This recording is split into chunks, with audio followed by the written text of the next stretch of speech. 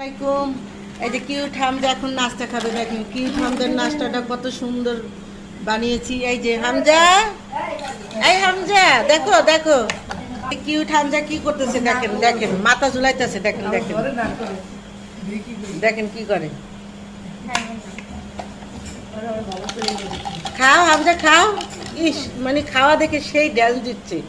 ও বাবা সেই খুশির ঠেলায় কি করতেছে দেখেন। ওর ভাই কেড়ে নিচ্ছে। ওর ভাইয়া মাদ্রাসার থেকে আসছে।